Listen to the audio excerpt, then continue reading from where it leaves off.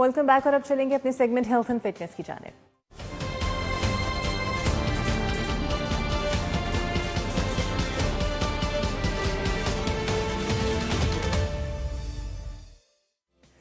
तो जनाब मेरे साथ आज मौजूद हैं डॉक्टर सलीमा नवीद मंजी साहिबा। ये डेंटल सर्जन है, मेडिकल एजुकेशनिस्ट हैं, रिसर्च इंस्ट्रक्टर हैं, ओरल मेडिसिन एक्सपर्ट हैं, एडवोकेट हैं, हेल्थ की मोटिवेशनल स्पीकर भी हैं और सोशल वर्क भी करती हैं। Welcome to the show doctor साहिबा।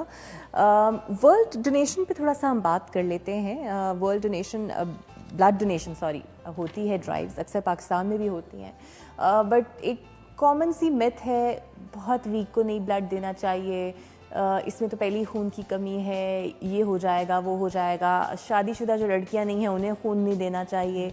सो मैं चाहती हूँ ज़रा आप इसको एड्रेस करें, क्यों ब्लड डोनेशन इंपॉर्टेंट है, क्या गाइडलाइंस होनी चाहिए? आई थिंक ब्लड डोनेशन जो है वो इतना इंटीग्रल है, जैसे कि कोई भी चीज़ को एक प्यूरिफाई करने का एक प्रोसेस होता है।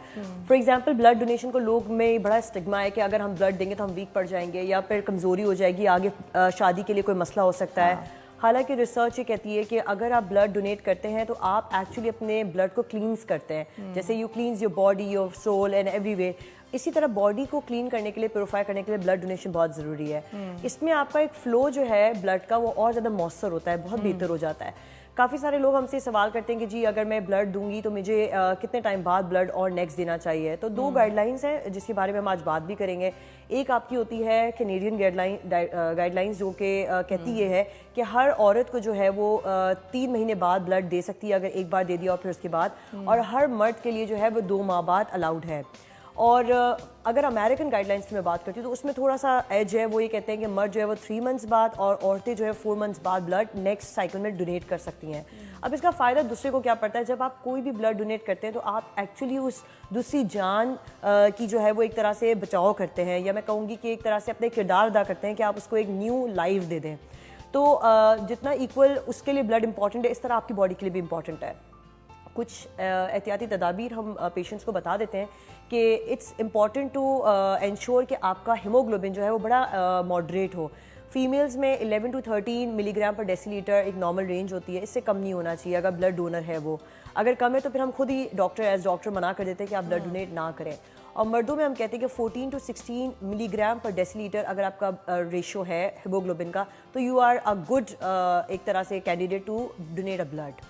तो दिस इज समथिंग जो हम लोगों को एक्चुअली बता रहे होते हैं, एजुकेट कर रहे होते हैं बिफोर गिविंग। कोई ब्लीडिंग डिसऑर्डर है, कोई खून के जो भी मसाइल हैं उसके साथ, तो फिर उसे हम बिल्कुल मना करते हैं कि थैलेसीमिया या हेमोफीलिया है तो आप नहीं ब्लड डोनेट करेंगे। वो पहले से आपके कॉन्सेंट इकरारनामे में हर चीज़ मेंशन होती है। बिल्कुल सही।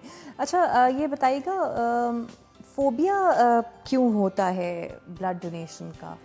एक्चुअली बहुत सारे लोगों को तो इंजेक्शन फोबिया भी है कि जी हमारा ब्लड ड्रॉ होगा, कितना देर लग जाएगी, कि क्या होगा बाद में, फेंटनेस तो नहीं होगी। तो इसके स्टेप्स होते हैं कुछ। सबसे पहली चीज़ तो ये कि पूरे प्रोसेस में 5 से 10 मिनट लगते हैं। जब आप ब्लड ड्रॉ करवाते हैं, अपना खून अतिया करते हैं, तो उसमें होता है आपकी क्रॉस मैचिंग हो जाती है। वो चेक कर रहे होते हैं कि आया जो आप दूसरे मरीज़ को अगर ब्लड दे रहे हैं तो उसमें कोई ख़राबी तो नहीं है, कोई एलर्जी तो नहीं है, कोई आपको हेपेटाइटिस कैरियर तो नहीं है, HIV कैरियर आप तो नहीं है कि उस पेशेंट को कुछ हो जाए। तो वो टेस्ट के ज़रिए आप सारी चीज़ें देख रहे होते हैं, तो 5 से 10 मिनट उसमें हो जाते हैं। उसके बाद आपका जब ब्लड ड्रॉ हो जाता है तो उसमें हम ये देख रहे होते हैं कि पेशेंट का जब ब्लड ड्रॉ हो गया है, उससे पहले ब्लड ड्रॉ होने से 3 घंटा पहले हम उसको बता देते हैं, एजुकेट करते हैं कि अपना खाना खा के आए। और ब्लड ड्रॉ होने के बाद हम 5 से 10 मिनट से बिठाते हैं और उसके बाद कहते हैं कि आप अगर देखें कोई चक्कर ना आ रही हो, आपको कोई ब्लड प्रेशर में ऊपर नीचे ना आ रहा हो, अगर ऐसा कुछ भी नहीं है तो फिर उसको हम घर के लिए रवाना कर देते हैं। उसके बाद भी पोस्ट इंस्ट्रक्शंस होती हैं, लेकिन अगर मैं पूरे प्रोसेस को देखूँ तो आधा घंटा जो है उससे ज़्यादा कुछ नहीं होता। लेकिन लोगों को एजुकेट करने की बहुत ज़रूरत है। वो काफ़ी ज़्यादा डर में आते हैं हमारे पास। पहले से उनको अगर कोई चीज़ वीडियो दिखा दी जाए, कोई बता दिया जाए, अवेयरनेस कर दी जाए, एजुकेट कर दिया जाए, तो it's very easy process. I think it's ऐसा होता है ना, कभी कभार कुछ मकासद में ऐसा भी होता है कि एक तरफा सिर्फ फ़ायदा होता है, लेकिन इसमें दोनों तरफा फ़ायदा है। देने वाले को भी फ़ायदा, प्यूरिफाई हो रहा है उसका, और लेने वाले को भी फ़ायदा, उसको एक नई जान मिल रही है, ज़िंदगी मिल रही है। तो और एक ये भी फ़ायदा होता है कि इवन आप जब ब्लड देते हैं तो ऑब्वियसली उसके बाद वो टेस्टिंग प्रोसेस से गुजरता होगा, तो किसी को लगता होगा। सो अगर उसके अंदर कोई चीज़, आपको कोई प्रॉब्लम है, वो आइडेंटिफाई हो जाती है। बहुत इंपॉर्टेंट बात पूछी आपने। पोस्ट जब हम ले लेते हैं उसके बाद पोस्ट इंस्ट्रक्शंस ये होते हैं कि 2 घंटे तक वैसे पेशेंट ने कोई हैवी मशीनरी या कोई हैवी सामान नहीं उठाना।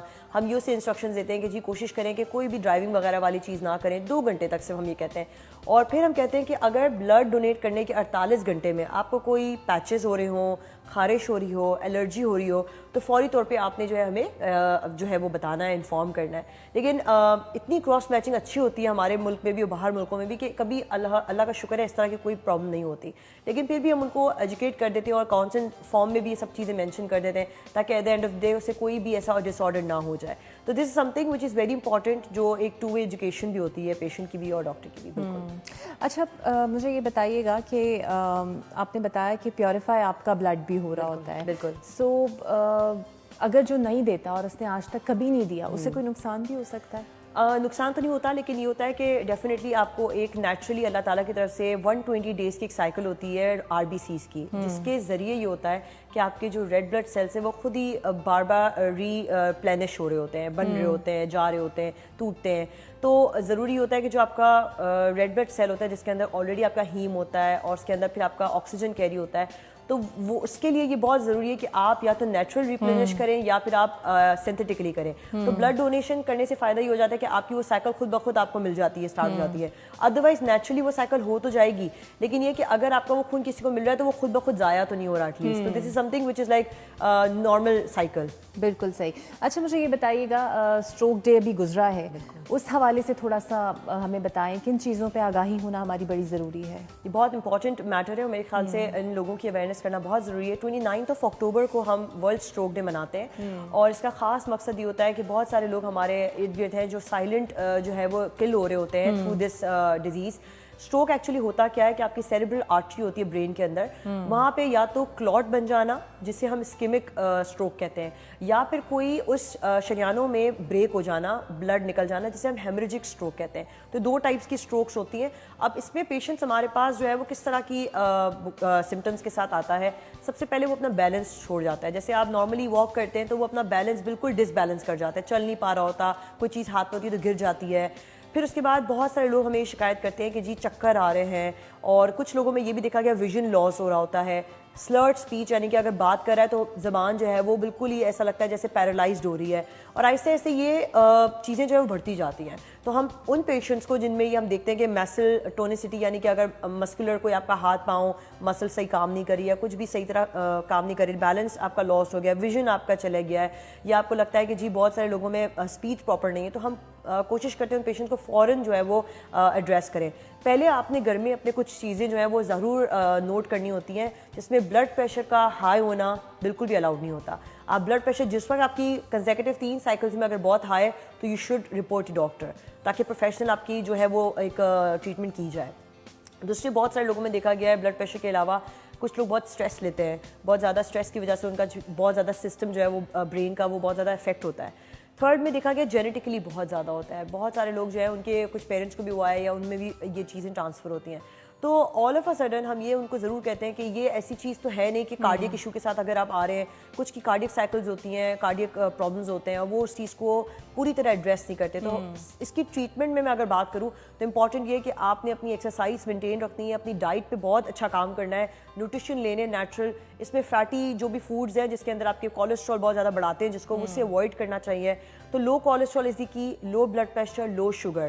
تو شگری چیز کوئی چینی والی چیزیں نہیں کھانی, چکنائی والی کوئی چیز نہیں کھانی, ہارٹ کے پرابلمز اسے ٹریٹ کرنا ہے, اور زیادہ سے زیادہ ہیلدی فوڈ کی طرف اور ایکسرسائز کی طرف جانا ہے. تو it will actually address all those issues which is like concern to the stroke at the end of the day. Junk food کتنا ٹریگر کرتا ہے؟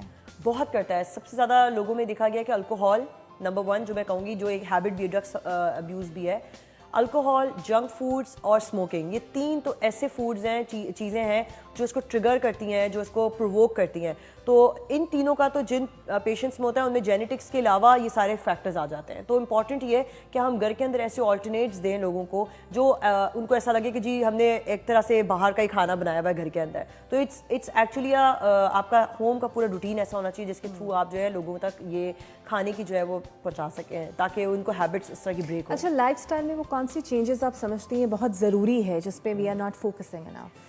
سب سے امپورٹنٹ یہ کہ آج کل ہماری جو یوتھ ہے نا وہ مجھے لگتا ہے زیادہ تر سوشل میڈیا اور ٹی وی اور اس کے اندر یا فونس کے اندر اتنی زیادہ ایمبیڈ ہو گئی ہے، اپنے آپ کو اتنا انہوں نے کر دیا ہے کہ وہ ایک جو ہماری واک والی ہیبٹس تھیں یا ہماری ایک ہیلدی فوڈ والی ہیبٹس تھی، ایکسرسائز والی، وہ سب ختم ہو گئی ہیں. بہت زیادہ آکورڈ لگتا ہے لیکن یہ بہت امپورٹنٹ ہے کہ ہم زیومبا، ایروبکس یا پھر اس طرح کی ایکسرسائزز میں اپنے آپ کو مصروف رکھیں. آپ خود اپنی باڈی میں جو ہے وہ ایک چینج فیل کریں گے. ایک آپ کو کہتے ہیں نا کہ ایک مینٹل پیس بھی ملتا ہے، it's like a therapy to you.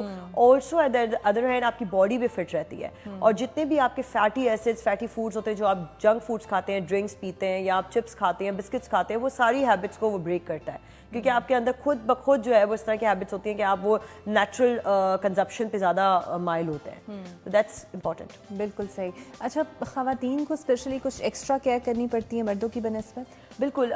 یہ دیکھا گیا ریسرچ میں کہ ایموشنلی جو ہے وہ بہت زیادہ ہوتی ہیں ہماری فیمیلز، ان پہ اسٹریس زیادہ ہوتا ہے and they take a lot of stress. Of course they are doing the multi roles, multitasking کر رہی ہوتی ہیں، تو ان کے اوپر پریشر زیادہ ہوتے ہیں as compare to the males جو ہمارے پاس ہوتے ہیں. ہونا یہ ہے کہ کہیں یا کہیں ان فیمیلز کو اپنے آپ کو وینٹ آؤٹ کرنے کا ٹائم چاہیے ہوتا ہے. تو یہ امپورٹنٹ ہے کہ اسٹروک یا میں کہوں گی کوئی بھی مینٹل ایشوز، مینٹل ہیلتھ کے ایشوز ان فیمیلز کے اندر فوراً سے ایڈمنسٹر یا ایڈریس ہو جانے چاہیے تاکہ وہ زیادہ مزید کوئی اپنی فیملی میں ٹرانسفر نہ کریں. کیونکہ ایک فیمیل سے پوری فیملی چلتی ہے، اٹس ویری امپورٹنٹ کہ اگر وہ اسی وقت وہاں پہ چیزیں سالو ہو جائیں تو وہ آگے نہیں بڑھیں گے. تو yes, families are more prone to this disease and any other mental health as well. بہت شکریہ آپ کا doctor Saleema Naveed. Indeed a very useful advices, اور اسپیشلی اسٹروک کے حوالے سے بیکاز یہ چیزیں ہمیں نہیں پتہ ہوتی ہیں. کئی دفعہ ہماری فیملی میں ایسے انسین انسیڈنٹس ہو جاتے ہیں جس کی وجہ سے ہم پریشان ہو جاتے ہیں، ہمیں نہیں پتہ ہوتا کہ اس کی بیک گراؤنڈ ریزنس کیا ہیں، بٹ ایکچولی وہ یہی سب ہوتی ہے جب آپ اس کے حوالے سے پڑھتے ہیں یا سمجھتے ہیں. اس لیے اویئرنیس رکھنا بہت لازمی ہے. بہت شکریہ آپ کا. تو ہم ایک بریک لیتے ہیں ناظرین، and we'll see you after the break.